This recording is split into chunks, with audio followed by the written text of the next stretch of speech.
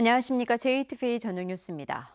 군산시 옥도면 문여도 인근 해상에서 5명이 타고 있던 양식장 관리선이 전복돼 1명이 숨지고 2명이 실종됐습니다. 군산해경은 어젯밤 11시 5분쯤 관리선이 돌아오지 않았다는 신고를 받고 수색에 나서 오늘 아침 8시쯤 3명을 구조했지만 70대 선원 1명은 이미 숨진 상태였습니다. 해경은 선장 등 실종 선원 2명을 경비함정과 헬기 등을 동원해 찾고 있지만 높은 파도 등으로 어려움을 겪고 있습니다. 해경은 높은 파도가 배를 덮쳐 사고가 난 것으로 보고 있습니다. 2016년에 발표한 남원 내기마을에 대한 역학조사가 부실했다는 주장이 제기돼 파문이 일고 있습니다. 김정수 환경안전건강연구소장은 2015년부터 2016년 사이에 진행한 남원 내기마을 역학조사 과정에서 마을 주민이 집단 암 발생의 원인으로 지목한 인근 아스콘 공장에 대한 조사가 제대로 이루어지지 않아 인과관계를 밝히는 데 한계를 보였다고 밝혔습니다. 김정수 환경안전건강연구소장은 남원 내기마을 역학조사 당시 라돈 분야 세부과제 책임자를 맡았으며 최근 발표한 익산 장전마을의 집단 암 관련 건강 역학조사에서 용역조사 총 책임자를 맡았습니다.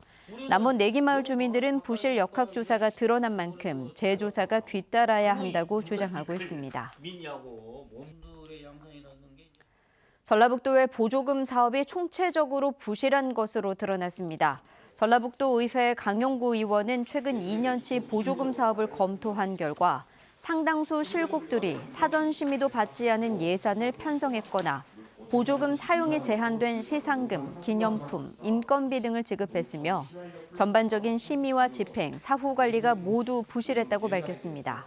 강용구 의원은 전라북도가 보조금에 대해 투명하고 철저하게 관리 감독해야 하지만 총체적으로 부실해 전반적인 개선이 요구된다고 지적했습니다. 전주 에코시티 대형마트 조성 사업에 전주시가 특혜를 주고 있다는 주장이 제기됐습니다.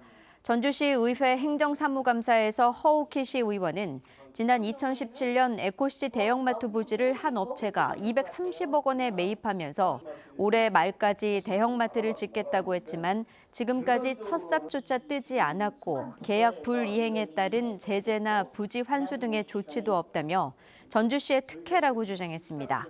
전주시는 공사 불이행에 따른 강제 규정이 재산권 침해라는 대법원 판례에 따라 매매 계약에 이를 넣지 않았다며 대형마트가 하루빨리 입점할 수 있도록 노력하겠다고 밝혔습니다.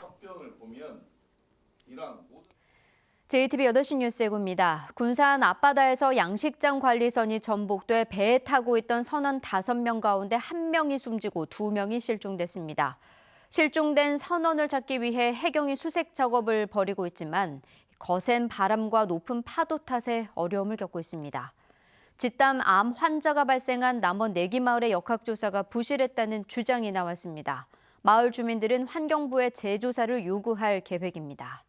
전주 에코시티에 대형마트를 짓겠다며 땅을 산 업체가 아직까지 대형마트를 짓지 않고 있는 가운데 전주시가 이 업체에 특혜를 준 게 아니냐는 주장이 제기됐습니다. 자세한 소식은 JTBC 8시 뉴스에서 전해드리겠습니다.